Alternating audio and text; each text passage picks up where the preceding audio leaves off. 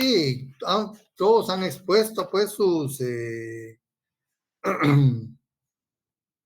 ideas, muy interesantes, por cierto. Y es una rama del derecho que no puede negarse. Ahora, ¿cómo planteamos el problema del derecho internacional? ¿Cómo lo vamos a plantear? Lo podemos plantear desde 3 puntos de vista, aunque se puede más, ¿verdad? Pero nosotros creemos importante resaltar 3 puntos de vista. Desde el punto de vista jurídico, desde el punto de vista sociológico y desde el punto de vista económico.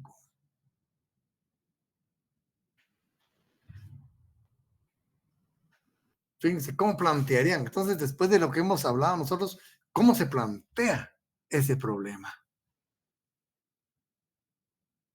¿Cómo se va a plantear el problema de una rama del derecho, verdad? Que enfatiza mucho sobre la extraterritorialidad de la ley, en primer lugar. En segundo lugar, del hecho de que su nacionalidad va a ser importante en el cúmulo de derechos y obligaciones que usted en potencia puede tener,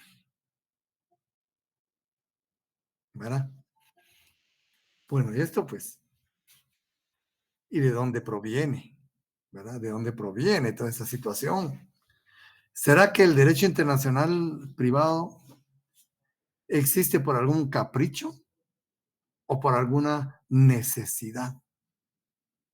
Si viene a plantearnos todo ese problema de la soberanía de los estados, sobre la extraterritorialidad de la ley, sobre la aplicación de normas en atención específica al elemento extranjero en una relación jurídica que puede recaer en los sujetos, en el objeto, en la forma,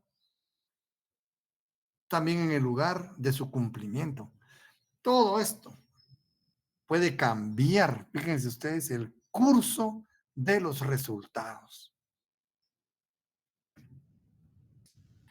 Desde el punto de vista jurídico, aquí nos basamos mucho en García Maínez, ¿verdad? Lo que es el tema del punto de vista jurídico.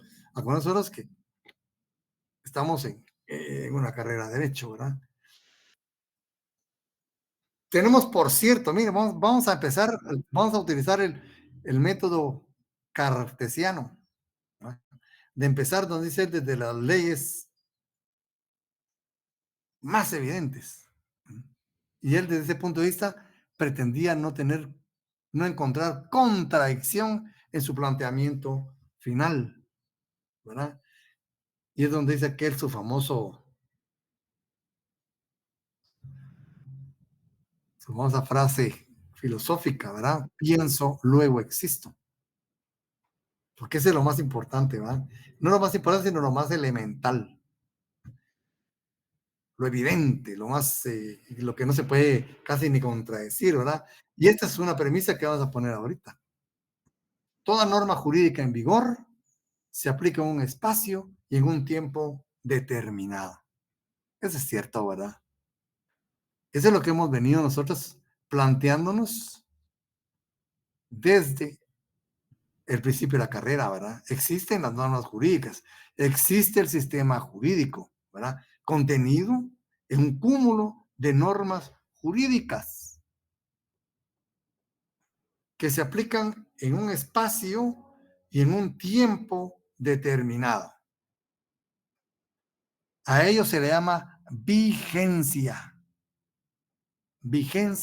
de la ley. Entonces la vigencia puede darse en el tiempo y puede darse en el espacio, ¿verdad? Ven, esa es una verdad que no podemos contradecir. Bueno, Desde este punto de vista, desde el punto de vista de vigencia, la ley tiene una vigencia espacial, es decir, que se aplica en un espacio determinado. Si no, ¿cómo se aplica? Si no hay un espacio donde aplicarla. Pero también cuenta con un ámbito de vigencia temporal. Esto significa que la ley se aplica en un lapso de tiempo determinado. Entonces la ley, ¿verdad? Se va a aplicar en un espacio determinado y en un tiempo, en un lapso de tiempo determinado. La norma jurídica como manifestación, ¿verdad? Material del poder legislativo, la norma en sí, cada norma en sí no es eterna. Nace, va, se aplica y muere. Miren ustedes, solo mi promoción, la promoción a la que yo pertenezco, estudiamos prácticamente 3 constituciones. Nosotros ganamos derecho constitucional con la Constitución de 1965, ¿ven ustedes? Nosotros vimos esa ley, hablaba del habeas corpus, ¿ah? Todas esas cuestiones. Se prohibían los partidos de tendencia comunista. Así es, constitucionalmente prohibido. Y así estudiamos nosotros la ley. Posteriormente, nos tocó aplicar como norma suprema uno que se llamó el Estatuto de Gobierno, en el tiempo del general Efraín Ríos Montt, ¿verdad? Vetó la Constitución y rigió el Estatuto Fundamental de Gobierno. Tuvimos que estudiarlo, definitivamente. Era la Constitución de ese tiempo, ¿verdad? Del 82 al, pongámosle al final, todo el 85. Posteriormente, la Constitución que está en vigencia. ¿Qué quiero decirles con esto? Que ven, ni la Constitución es eterna, ¿verdad? Como en los cuerpos normativos, ¿verdad? Va cambiando, va modificándose. Entonces, eso nos indica vigencia de la ley, que se aplica en un espacio y en un lapso de tiempo determinados.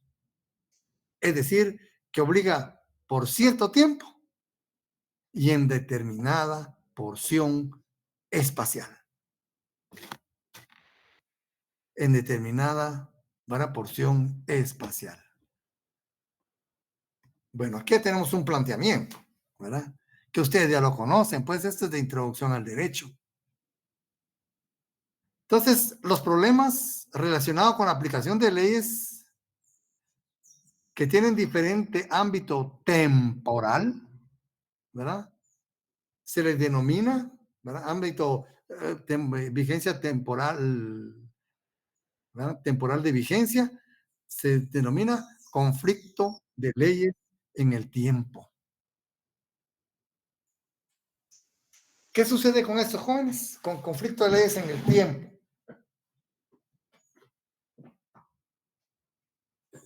¿Qué sucede con el conflicto de leyes en el tiempo?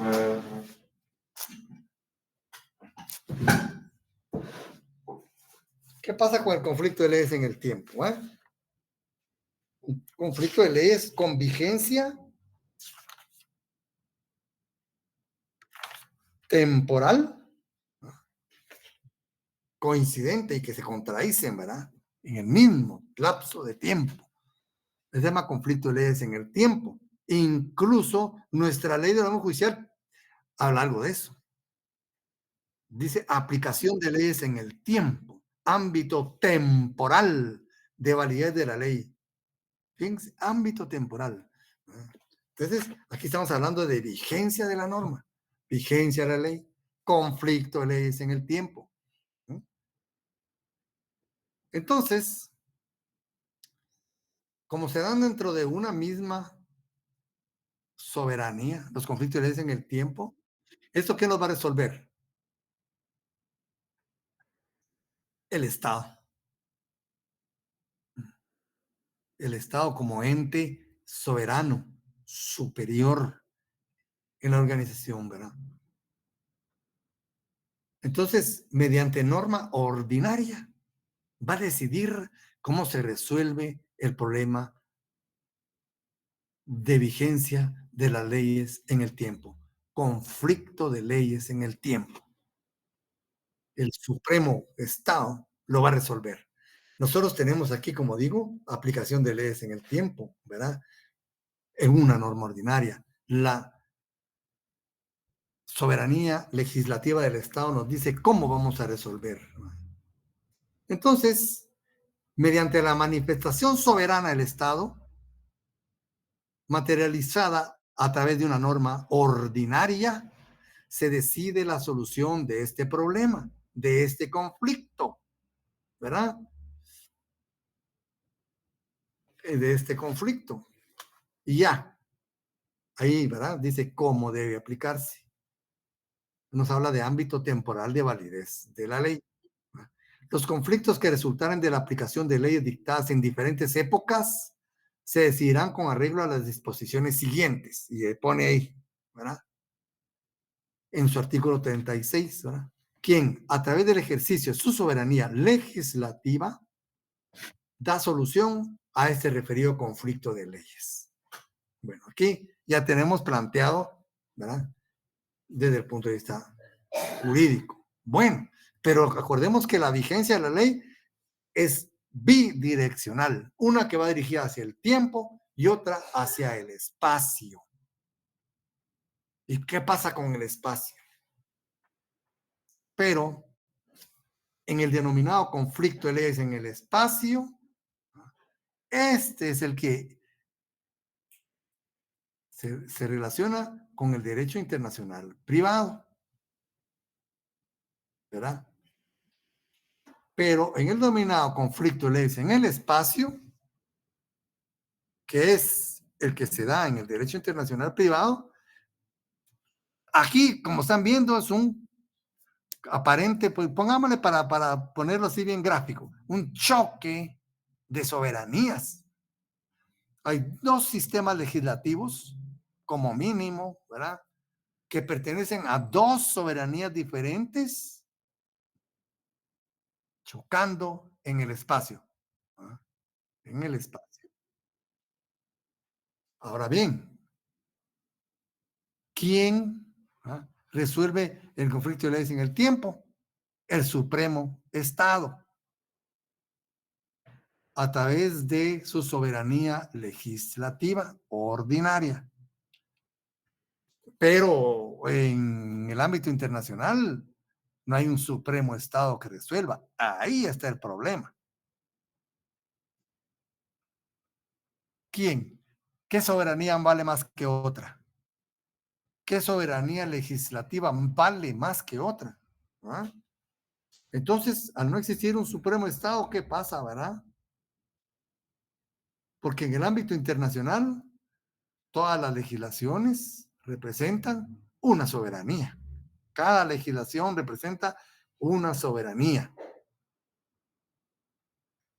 Y no puede existir una soberanía superior a la otra, no se perdería toda su esencia, toda su naturaleza. Entonces, en el ámbito internacional, ¿m? Ninguna soberanía puede prevalecer sobre las demás. Y viene la pregunta, entonces, ¿cómo se resuelve el conflicto de leyes en el espacio? Y vemos que el conflicto de leyes en el tiempo es relativamente fácil, ¿verdad? Pero en el espacio, y vamos a ver por qué en el espacio. Porque un espacio representa una soberanía, una. Pero aquí estábamos hablando dos sistemas jurídicos diferentes que representan dos soberanías diferentes en un espacio, en una soberanía. Entonces, ¿cómo quedamos? ¿Verdad? Entonces, en principio,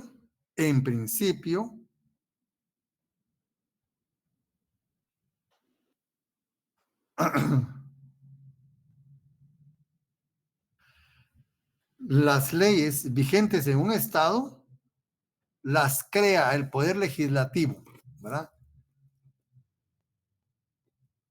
Para ser aplicadas en dónde? En un espacio determinado. Todo poder legislativo crea sus normas en principio para ser aplicadas en un espacio determinado. ¿Cuál va a ser ese espacio? El territorio nacional. El territorio de dicho estado. El territorio al que pertenezca la soberanía del estado que está legislando.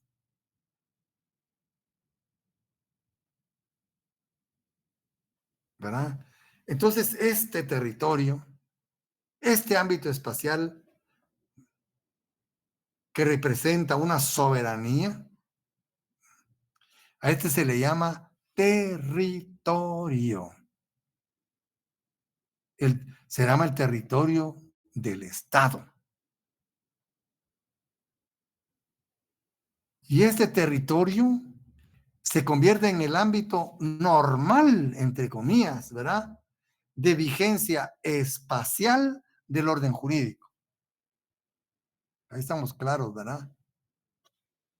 Cada soberanía espacial representa una soberanía, representa un territorio o parte de un territorio. Este territorio, este ámbito espacial, este espacio, ¿verdad? Que se llama territorio, es el ámbito normal de aplicación, de vigencia espacial del orden jurídico. ¿Pero qué orden jurídico? El orden jurídico del Estado. Entonces vemos ya cómo se manifiesta la vigencia, ¿verdad? En el tiempo y en el espacio. En el espacio, normalmente, entre comillas, normalmente el territorio del Estado. Entonces, en principio, ¿verdad? Es el territorio del Estado, el ámbito normal de aplicación espacial de una soberanía legislativa. Pero, y aquí viene el pero, que es lo trascendental, ¿verdad? En el ámbito internacional privado sí se admite la posibilidad, vamos, posibilidad de que la ley obligatoria en el territorio de un Estado se aplique en el territorio de otro Estado. Fíjense, aquí ya estamos planteando esta cuestión. Puede darse que ese sistema, ¿verdad? Que es parte de esas normas, ¿verdad? Que tiene la aplicación normal, natural, de ser aplicada en el territorio soberano del Estado donde nació, tenga la posibilidad de ser aplicada en el territorio de otro Estado. A esto un tratadista, creo que es Federico Dunkervix, le llama norma jurídica de exportación. Porque esta norma jurídica se está aplicando en otro territorio, espacialmente, ¿ah? En otro espacio soberano. Norma jurídica de exportación. Pero también cabe la posibilidad de que la ley extranjera pueda tener aplicación en nuestro territorio nacional. Puede que sean normas de afuera que vienen a aplicarse a nuestro territorio. A eso se le llama norma jurídica de importación.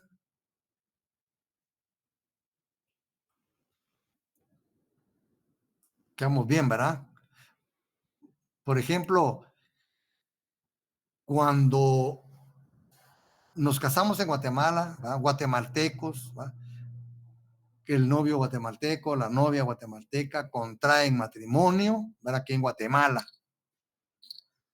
Y esto pasa mucho, deciden irse de Guatemala, se van a otro país, ¿Será que en el otro país son solteros? ¿Sí Sí, tienen pasados? licenciado, son solteros. Permítame, voy a subir. Sí, Anthony, Sí, licenciado, no están casados en el otro país. ¿verdad? Fíjese. Entonces, ¿qué calidad tendrán en el otro país? Serían solteros si ellos no hacen el trámite de la plica para pasar, para registrarse ahí también como casados. ¿Será? Aquí donde existe el registro de casados extranjeros, Se ya tiene viene, que traer. ¿Qué manda? ya Disculpe, viene licenciado. con esa calidad. O sea, posteriormente en el curso vamos a ver esta cuestión. A eso se le llama estatuto personal. Y el estatuto personal acompaña a la persona a dónde se dirige. Porque pongamos contrario censo. Contrario censo. Si usted aquí no se casó y es soltero, por ser soltero aquí, tiene que ser casado en otro país. No, ¿verdad? O sea, el traslado de frontera no va a influir en su capacidad y estado. Lo va a acompañar. Y aquí hay mucha gente. Yo incluso tuve unos clientes que eran chinos. Ellos nacieron en China, estuvieron allá, se casaron allá en Macao. Y aquí se les conocía como el señor y la señora Chang Wong. Y pues hicieron todas sus cuestiones, pues como, y todas aparecían como casados ellos. O sea, el estado y la capacidad lo va a acompañar a usted donde vaya, ¿verdad? Esa sería una norma de exportación, porque tienen que reconocer nuestra norma jurídica de casado en todas partes del mundo, ¿verdad? Donde uno va, yo soy casado, ¿verdad? Y salgo aquí, voy a decir casado en todos lados. Y Dios no lo quiera, me toca morir en otro lado, empezarán ahí a decir, bueno, ahí está su esposa, su hijo, pero no me casé allá. Pero por tener esa calidad en mi documentación, se me va a reconocer. Contrario censo, la gente que viene del extranjero, como esos chinos que les cuento, ¿verdad? Venían casados y se les reconoció su estado de casados, pusieron su familia, ya sus hijos nacieron acá, dentro del matrimonio, ¿ves? Y yo vi su acta y todo en chino, sí, de ahí la tradujeron y todo, pero no era para unas cuestiones, no para, ¿verdad? Su documentación, ¿verdad? Decía casado. Y nosotros vamos de aquí casados, a mí me reconocerán como persona casada en todas partes del mundo, para efectos de algunas cuestiones que afecten el matrimonio. O incluso, ¿verdad? Mis relaciones familiares, por ejemplo, los señores padres de ustedes, ¿verdad? Si llega a suceder algo que afecte a ese lazo, en cualquier parte del mundo que estén, tendrán efectos, ¿verdad? De sucesión, de alguna otra situación, de obligación de alimentos, ¿verdad? Entonces, ahí están reconociendo esa calidad que nosotros tenemos de hijos, de casados, ¿verdad? De esposo, de padre. Y nosotros también, pues, en otras partes del mundo vamos a reconocer esa calidad, ¿verdad? Bueno, entonces los conflictos de leyes en el espacio se reducen a establecer una situación muy especial, el carácter territorial o extraterritorial de la ley. ¿Se puede o no se puede aplicar esta ley fuera de su territorio? Contrario censo, ¿podemos o no podemos aplicar esta ley que no fue creada aquí y viene de otro lado? ¿La podemos aplicar sí o no? No siempre sí y no siempre no. Todo va a depender, depende, ¿verdad? Y eso, ese depende es el que vamos a nosotros a aprender a ir dilucidando. Entonces dice, por lo tanto, los conflictos de leyes en el espacio se reducen siempre a establecer el carácter territorial o extraterritorial de determinado precepto jurídico. En principio, miren, en principio, eso subrayenlo, ¿verdad? El Código Penal es manifiestamente territorial. El delito que usted comete aquí lo cometió acá, pues. ¿Verdad? No, no puede cometer un homicidio con base del Código Penal afuera de nuestras fronteras. Pero si un extranjero comete ese delito, será juzgado por el delito que dice nuestra ley. Eso se llama territorialidad de la ley. Contrario censo, el Código Civil. Usted es casado y se casa acá. Sale de Guatemala y todo el mundo le tiene que reconocer su estado de casado. ¿Se da cuenta? Ahí vamos a ver la naturaleza de los preceptos jurídicos, ¿verdad? Bueno, entonces dice, la existencia de dichos problemas es consecuencia necesaria de la pluralidad de legislaciones. Por eso es que existe el derecho internacional privado, y eso quiero que se les quede. Existe el derecho internacional privado porque existen múltiples soberanías. Eso no lo podemos negar. Porque en el mundo existen múltiples soberanías. Y cada soberanía tiene manifestación soberana legislativa. Por lo tanto, también va a existir pluralidad de legislaciones. Y de hecho existen.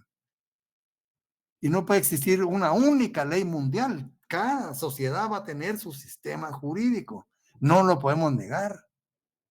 Tenemos que convivir con ello. ¿Verdad?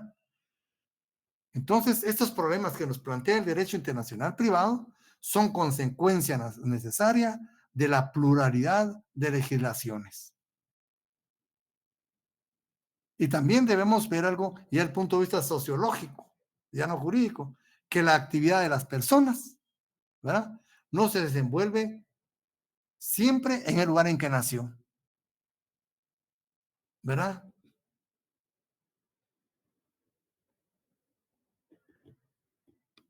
Muchas veces se va a otro país, a otro territorio.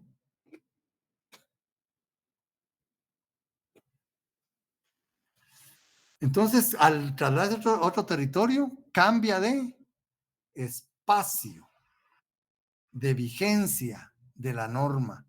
Y ese espacio de vigencia implica muchas veces a estar bajo la sombra de un nuevo sistema jurídico, totalmente diferente al que dejé en el lugar de donde salí. Encuentro otro sistema jurídico, ¿verdad? Y eso es lo que activa al derecho internacional privado. Porque imagínense que todos naciéramos, viviéramos, nos desarrolláramos y nos muriéramos en el lugar donde nacimos y nos relacionáramos única y exclusivamente con personas nacidas acá, desarrolladas acá, ¿verdad? No tendría razón de existir el derecho internacional privado. Existe precisamente por esa dinámica que existe en el mundo, ¿verdad? El movimiento de las personas. Entonces, no siempre nos vamos a desenvolver en el ámbito espacial en el que nacimos, ¿verdad? Y ni se puede impedir eso, sino que podemos fincar nuestra vida en un territorio extranjero, en otro estado. ¿Y eso qué implica? Cambio de sistema jurídico, porque el ámbito de vigencia espacial se quedó en este país que dejé. Ahora empiezo un ámbito de vigencia espacial de otro sistema jurídico. ¿Y por qué voy a cambiar? Porque cambié de soberanía. Al cambiar de territorio, estoy cambiando de soberanía, ¿verdad? O, correcto, puede que yo me relacione con personas de otra nacionalidad o con bienes ubicados en otro país, porque no forzosamente todos nuestros bienes tienen que estar en Guatemala. Puede que sea la oportunidad que tengamos un bien en algún otro país. Ahí se activa el derecho internacional privado. Entonces es donde surgen esas cuestiones, ¿verdad? ¿Qué norma voy a aplicar? Y todos esos principios que existe en el derecho internacional privado tienen su fundamento filosófico, jurídico, lógico, no son al azar, no son porque sí, ¿verdad? Bueno, viendo esto, ¿cuáles serían los tres cuestiones fundamentales que debe atender el derecho internacional privado? ¿Cuáles creen ustedes que son los tres temas fundamentales del derecho internacional privado? Con eso que hemos hablado. El primero es el problema de la nacionalidad. El segundo es el problema de la condición jurídica de los extranjeros. Y el tercer problema cardinal, tal vez el más amplio y el que más caracteriza al derecho internacional privado, el conflicto de leyes en el espacio. Tres problemas fundamentales del derecho internacional privado. El problema de la nacionalidad, el problema de condición jurídica de los extranjeros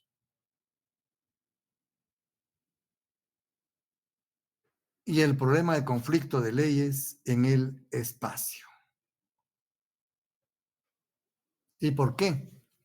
Aquí viene lo importante también, ¿verdad?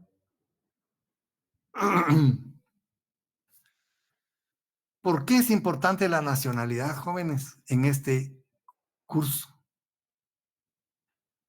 ¿Por qué es importante la nacionalidad? Porque con base a la nacionalidad clasificamos a las personas en dos categorías. Con base a la nacionalidad, clasificamos a las personas en dos categorías: nacionales y extranjeros. Nacionales y no nacionales o extranjeros. Ay, ¿qué importancia tiene esto? Que los nacionales, como nacional de un Estado, tiene un cúmulo de derechos y obligaciones, ¿verdad? Tiene un cúmulo de sistema jurídico que se le aplica, incluso muchas veces goza con determinados privilegios frente al extranjero. Por ejemplo, nosotros aquí, ¿verdad? Ejercer algunas profesiones liberales, algunas concesiones estatales que sean reservadas para los nacionales, optar a cargos públicos, nuestros derechos políticos, ¿verdad? El derecho a petición política, la adquisición de bienes inmuebles en determinadas zonas de seguridad nacional, como los límites de las fronteras. Eso se nos da en nuestra calidad de nacionales.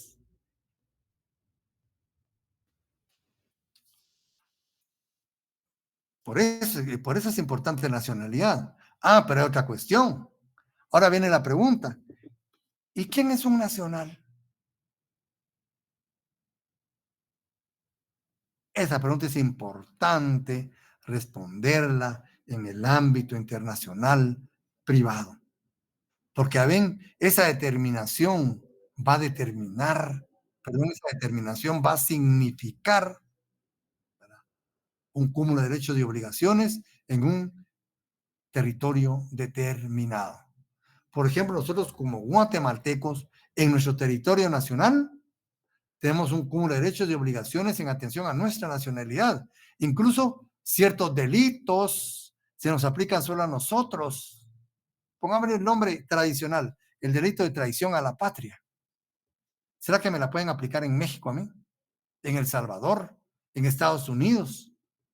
No, ese delito de traición a la patria solo Guatemala me lo puede exigir. ¿Pero por qué? Porque soy nacional. Y ahora, ¿cómo se determinó la nacionalidad? ¿Cómo se determina la nacionalidad? Y ahí es donde tenemos nosotros, pues, el artículo 144 constitucional.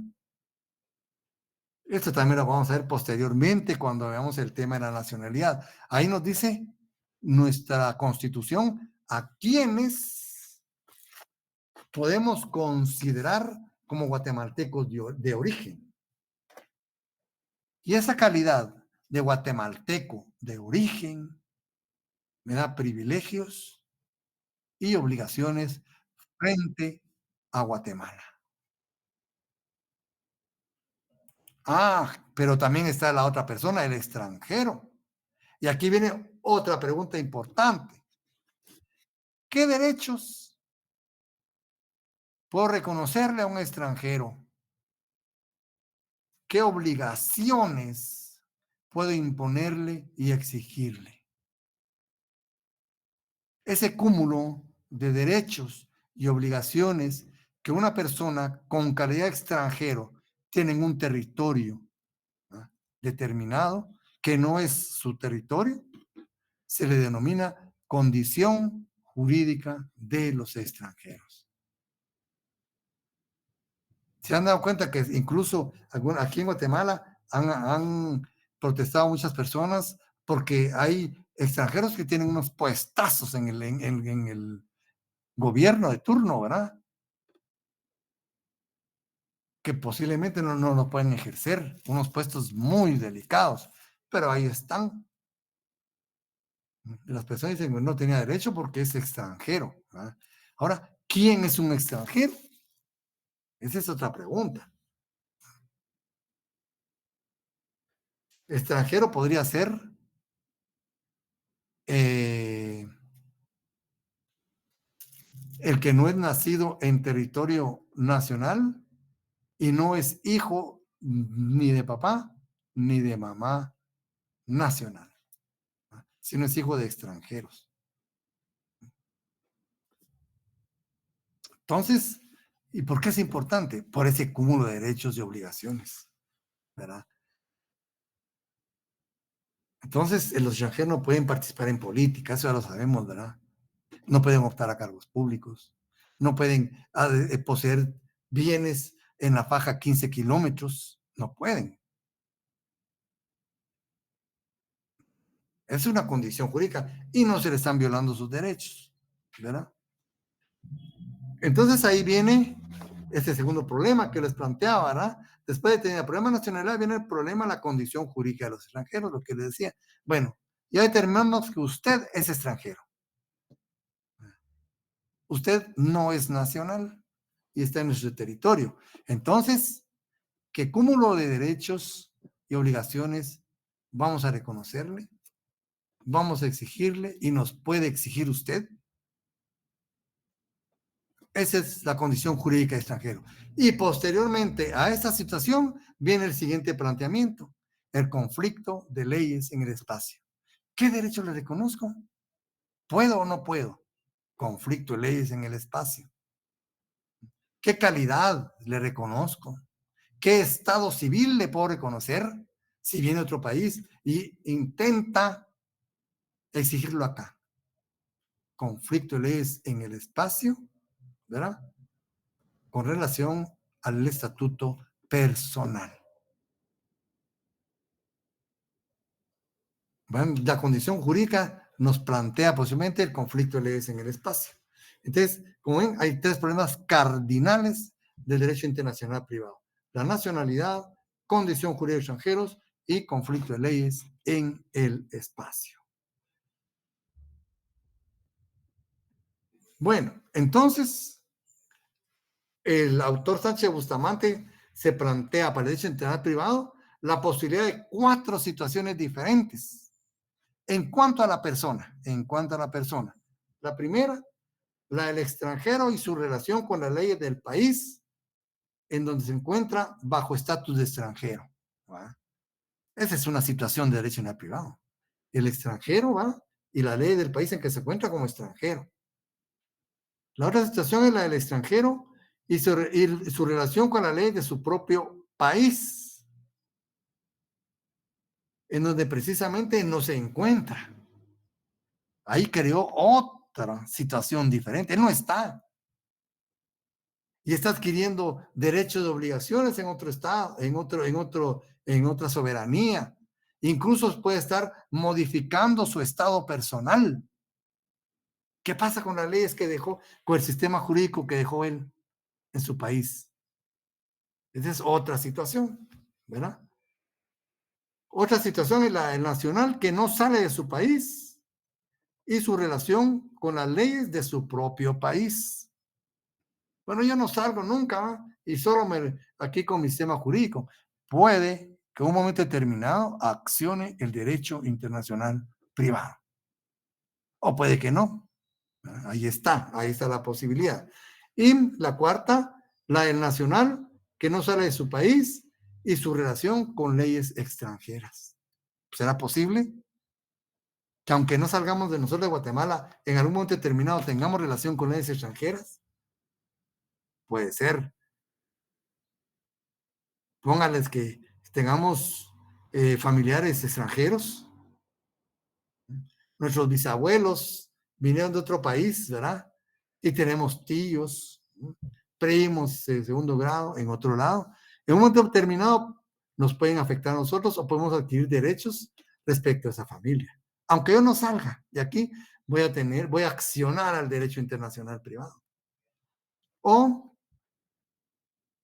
sin salir del país, yo mantenga relaciones jurídicas con personas extranjeras, ya sea que yo sea comerciante, que me dedique a bienes raíces, ¿verdad? Que me toque auxiliar como abogado a un extranjero, adquiriendo responsabilidades frente a él, ¿ve? Aunque no salga, puede accionar el derecho internacional privado. Esas son las cuatro, ¿verdad? Posibilidades de situaciones que pueden plantearse en el derecho internacional privado. ¿Y cómo se atienden? Aquí venimos a aterrizar en algo importantísimo. ¿Verdad? ¿Cómo atendemos esa situación? Esas cuatro posibilidades, ¿cómo se atienden? Con base en Escuela de La Habana o Escuela de Bustamante, este universo del derecho internacional privado que hemos venido planteando desde el punto de vista jurídico, ¿verdad? Se pueden atender con tres tipos de leyes, de normas, pero estas no son artículos, ¿verdad? Sino normas, ¿verdad? Planteamiento de normas en el derecho internacional privado. Hay unas que se llaman las de orden público internacional, las de orden público interno y las de orden privado. Dejémoslas ahí, va solo para que sepamos ya su nombre y su existencia. Todo este universo, ¿va? Lo vamos a atender con tres tipos de normas. Normas de orden público internacional, normas de orden público interno y normas de orden privado.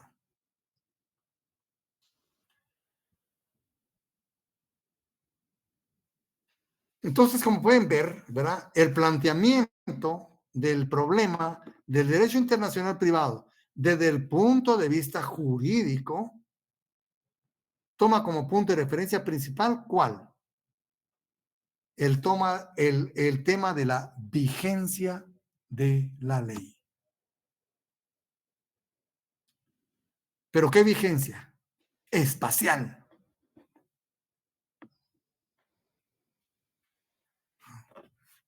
El tema de la vigencia espacial de la norma jurídica.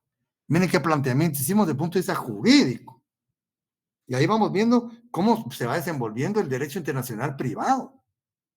Pero también podemos plantear el problema. Aquí estamos planteando el problema. ¿Se dan cuenta? A través de la vigencia de la ley, del choque de soberanías, ¿verdad? De la soberanía legislativa, de la diversidad de leyes. Ahora, desde el punto de vista sociológico, ¿qué podemos decir la persona humana? ¿Cómo planteamos el problema del derecho internacional privado? ¿Cómo podemos empezar diciendo? Bueno, Guatemala es un estado soberano. Otra verdad que no podemos contradecir. Como ven, vamos de las verdades casi inmutables, ¿verdad? Guatemala es un estado soberano, es independiente, pero no es el único en el mundo. Ven qué interesante. Guatemala es independiente, es soberano, pero no es el único, ¿verdad? Ya que así como nuestro país existe, existen otros países igualmente soberanos e independientes. Algunos de ellos más avanzados en el aspecto tecnológico, educativo, niveles de vida, y algunos otros parecidos, y algunos otros posiblemente con menores capacidades, ¿verdad? O sea, no somos homogéneos. Hay una diversidad de países, ¿verdad?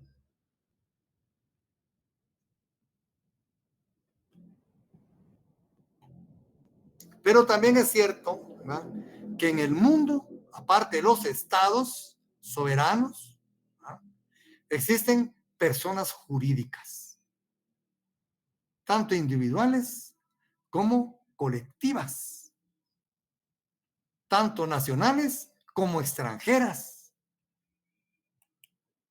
Mire cómo vamos llenando el mosaico de situaciones desde el punto de vista sociológico, ¿verdad?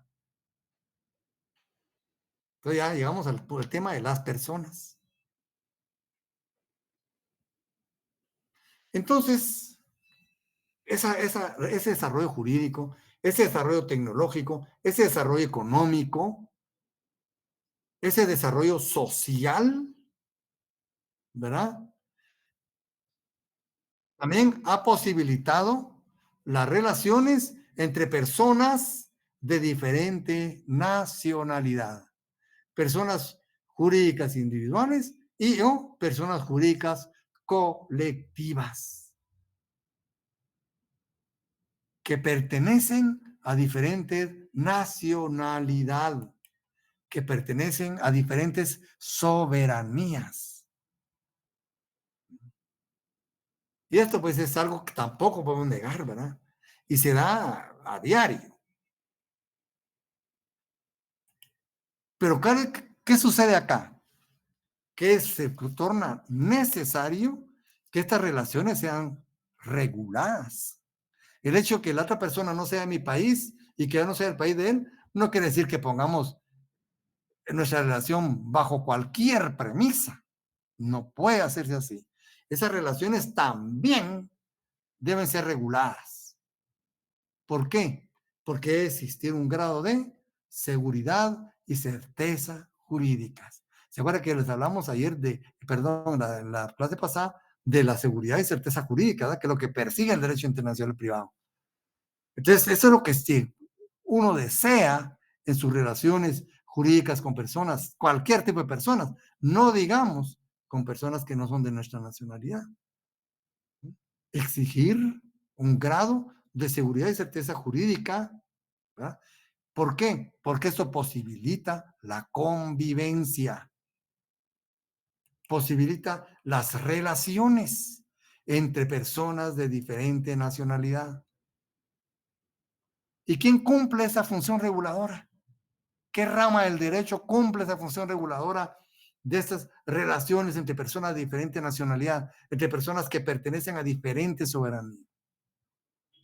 Esta función reguladora la cumple el derecho internacional privado. ¿Quién? Fíjense, es importante. ¿Quién? Sin intervenir directamente en la esencia de la relación, ¿verdad?, sin intervenir directamente en la esencia de la regulación, de la relación, de esa relación jurídica, ¿verdad? Le da, le otorga, le circunscribe eficacia y certeza en su modo, en su forma, en su ejecución y en sus consecuencias. Miren qué interesante. Ya estamos viendo a la persona, ¿verdad? Y su relación. Entonces, el derecho internacional privado, ¿verdad?, va a dotar de certeza y seguridad jurídica a esa relación jurídica entre personas que pertenecen a diferentes soberanías, ¿verdad? Pero no interviene directamente en la esencia. Es que esa es una de las cuestiones, ¿verdad?, muy paradigmáticas del derecho internacional privado, que sin intervenir en la esencia misma de la relación jurídica, por ejemplo, en una compraventa, ¿verdad?, el derecho internacional privado no va a participar, no va a intervenir directamente en la esencia de la compraventa, pero sin él no se va a poder, ¿ah?, revertir de certeza y de seguridad jurídica. Entonces, ¿en qué va a intervenir? En la capacidad de las partes. Va a determinar si pueden o no pueden. Va a intervenir en la forma del contrato. Va a intervenir en el lugar de su cumplimiento. Pero en la compraventa en sí, no. ¿Se dan cuenta? Eso es lo importante de esta rama del derecho. Entonces, con ello lo va a revestir de eficacia y de eficiencia en su modo, en su capacidad, la capacidad de las partes, modo, forma, ejecución y consecuencias. Miren qué importantes. Aunque no intervino en la compraventa en sí, mire qué certeza jurídica le otorga. Entonces, la persona humana, ya estamos entrando ya más en materia, ¿no?, a diferencia de los seres vivos, ¿verdad?, posee dos elementos importantes: un elemento material y un elemento racional. El elemento material, pues, constituye su manifestación física, ¿verdad?, su existencia propiamente dicha, que ocupa un tiempo y un espacio determinados. ¿Verdad? Esta la tienen todos los seres vivientes, pero también cuenta con un elemento racional. Eso tampoco lo podemos negar, ¿verdad? ¿Y qué significa ese elemento racional? Esto lo posibilita y lo hace consciente de su existencia, de su existir. Nosotros tenemos conciencia de nuestra trascendencia en el tiempo y en un tiempo tridimensional. Hasta ahorita pues se piensa que los animales básicamente viven su presente. No tienen conciencia de su pasado, solo como experiencias pues condicionadas en su cerebro. Pero nosotros tenemos conciencia de nuestro pasado, de nuestra historia, y solo la nuestra, de nuestro país, de nuestra familia, de nuestra propia persona en sí. Tenemos conciencia también de nuestro existir actual y también aspiramos, ¿ah?, proyectamos nuestra existencia hacia el futuro, ¿verdad? Y pues, esto se le llama nuestra trascendencia en el tiempo y en el espacio.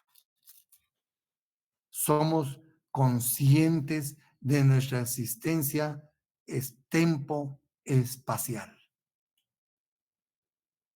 Miren cómo vamos planteando aquí el problema del derecho de identidad privado desde el punto de vista sociológico. Bueno, como individuo racional, ¿verdad?, conscientemente poseemos independencia, libertad frente a las personas y frente al medio que nos circunda. El ser humano es el único ser que modifica su medio ambiente. Todos los demás seres que existen más se adaptan al medio en que están viviendo, pero la persona humana no. La persona modifica el medio ambiente, ¿verdad? Su medio que lo circunda, ¿verdad? Porque tiene conciencia de su ser. Por eso, aquí modela libremente su vida, sus objetivos, todos pues sus procesos psíquicos, ¿verdad? reprime o alimenta impulsos. Uno, pues, gracias a Dios, pues, podemos decir, no somos pederastras, ¿verdad? Secuestradores, asesinos. Tratamos de llevar, nosotros somos estudiantes, ¿verdad? Somos universitarios, ¿verdad? Y todo eso también responde, ¿no?, a una conciencia existencial. Reprimimos impulsos, ¿verdad? Reprimimos impulsos. No alimentamos impulsos que nosotros pues nos consideramos que son nocivos, ¿verdad? Tratamos de tener bajo control pasiones, ¿verdad? Y así vamos construyendo nuestra existencia según nuestros dictados de la razón, nuestros intereses, nuestras posibilidades y objetivos. Pero ¿de dónde viene todo ello? Todo ello viene a que hemos adquirido una escala de valores. Esa escala de valores la tuvimos tal vez desde el vientre, ¿verdad? Desde que tuvimos después contacto con nuestra señora madre, que nos empezó a inculcar, ¿verdad?, valores, con nuestro padre, con nuestra familia más cercana. Ahí fuimos, ¿verdad?, se nos fueron creando valores. Por eso yo les digo, renunciamos a darle rienda suelta a muchas pasiones, a muchos instintos, porque fuimos creados, pues, ¿verdad?, educados bajo ciertos parámetros de valores conductuales, ¿verdad? Valores que son propios de nuestra familia y de nuestro entorno social, en principio cercano, ¿verdad? Ya los abuelitos, los primos, los tíos abuelos, ¿verdad?, los primos de segundo grado, el barrio, la escuela, la iglesia, el municipio, ¿verdad? Iniciamos nuestra vida compartiendo con un grupo social, compartiendo, afianzando valores, intereses. ¿Y qué es lo importante aquí entre nosotros? Que nosotros como guatemaltecos compartimos una escala grande de valores. Esos valores que compartimos nosotros como sociedad nos individualiza frente a otros conglomerados sociales. Nos identifica como guatemaltecos. Nuestro himno, nuestras identidades, nuestra selección, nuestras comidas, nuestro folclore, nuestra política, todo nos individualiza a nosotros. Y como en todos estos segmentos están basados en valores sociales compartidos. Bueno, ¿y qué viene a todo esto? Y esto es lo más importante, que todo ello nos da una sensación de identidad. Nos da una, ¿verdad?, relación de identidad. Nos hace conscientes de que pertenecemos a un grupo. Y aquí es donde nace conscientemente para nosotros como seres racionales nuestro concepto de lo local, lo nacional. ¿Frente a qué? A lo extraño, a lo extranjero. ¿Ven? Así ya planteamos el problema del derecho a intimidad privado desde el punto de vista sociológico, ¿verdad? De esta serie de valores comunes, de identidades comunes, de intereses comunes, se manifiesta el sistema jurídico de cada sociedad. ¿Se acuerdan cuando vimos el programa de estudio? Decía el derecho como producto cultural. Aquí venimos a ver por qué, ¿verdad? Esta serie de valores comunes, de identidades comunes, de intereses comunes. De esto nace el sistema jurídico. El sistema jurídico de nuestra sociedad, el sistema jurídico de cada sociedad, como un producto cultural emanado de una soberanía específica.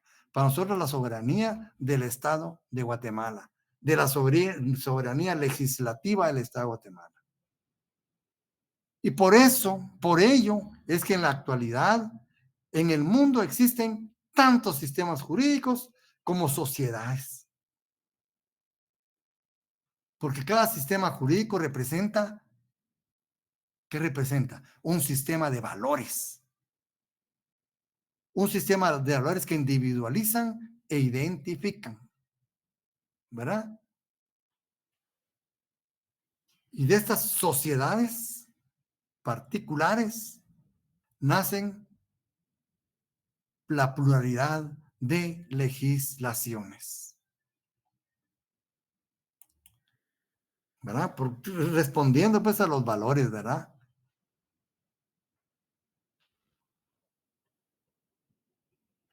Pero dice, ante ello también pues es la realidad que la sociedad tiene un último término, un valor instrumental, la sociedad, porque la sociedad posibilita la existencia de la persona humana. ¿Sí, Axel?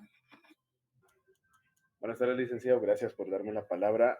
He tratado de buscar en el libro y no me ubico aún más o menos por qué página va. ¿Podría ayudarme, por favor? Gracias, licenciado. Con mucho gusto le explico. Este tema está fuera del libro. Este documento se lo voy a compartir a ustedes digitalmente. ¿Eh? Gracias por la pregunta que se me había olvidado indicárselos. Muchas gracias, Lee. Sí, este documento les va a llegar a ustedes vía digital, ¿verdad? Se lo estoy explicando para que ustedes lean, ya estén ubicados sobre qué estamos hablando, ¿verdad? Cómo estamos planteando los problemas del derecho internacional privado. Se dan cuenta que se puede plantear. Aquí ya planteamos desde el punto de vista jurídico, vigencia de la norma, desde el punto de vista sociológico, ¿verdad? La persona y el sistema de valores, ¿verdad? La identidad. ¿No? Entonces, entonces la sociedad pues forma un término instrumental, ¿verdad? Porque posibilita la existencia de la persona humana y su destino es servir a la persona humana, ¿verdad?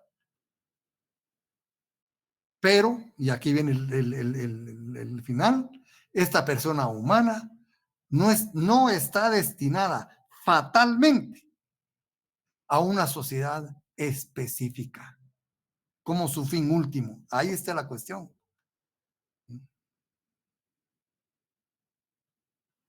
Sino que puede en un momento determinado cambiar esa sociedad. Todo esto pues posibilita el derecho internacional privado. Bueno, y desde el punto de vista económico, ¿cómo plantearíamos nosotros el problema? De cómo hemos planteado el planteamiento del problema. Ya lo planteamos desde el punto de vista jurídico, ¿verdad? Desde el punto de vista sociológico, y ahora viene desde el punto de vista económico. También puede plantearse, claro que se puede plantear. ¿Cómo? Siempre diciendo una expresión fundamental, posiblemente que no pueda refutarse. Y empezamos diciendo aquí, ningún país del mundo puede vivir aisladamente de los demás, ni los más poderosos, ni mucho menos los más débiles. Necesitamos de los demás países, ¿verdad? Pero tampoco no puede, ¿sí, Mildred? Disculpe, licenciado, yo no estuve en su primera clase. ¿Cuál es el libro que vamos a utilizar? Lo voy a decir al final, ¿oye? Pero Vale. mejor lo voy a decir, no de que se me olvide, se lo digo de una vez. Derecho Internacional Privado del doctor Carlos Larios Ochaita.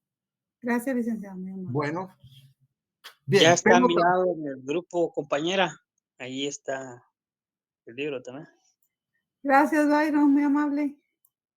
Bien, entonces ya dijimos que ningún país puede vivir aisladamente de los demás, pero tampoco, fíjense, ningún país puede vivir aisladamente ni puede evitar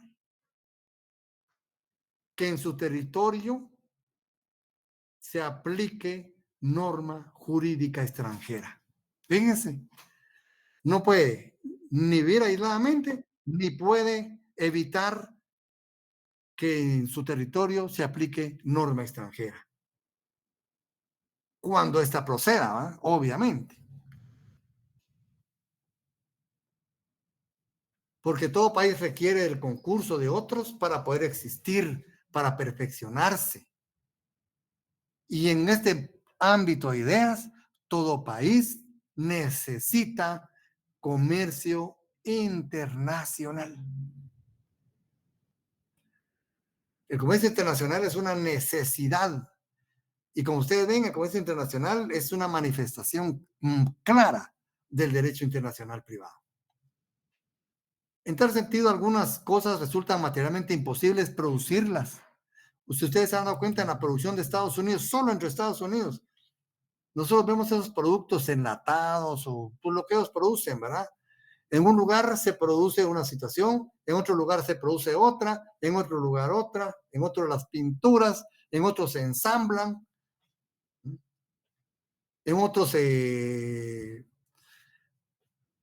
guardan en cajas, en otros se embodegan, en otros se distribuyen. Miren, aquí participan como 5 o 6 estados para un producto que nos viene a nosotros.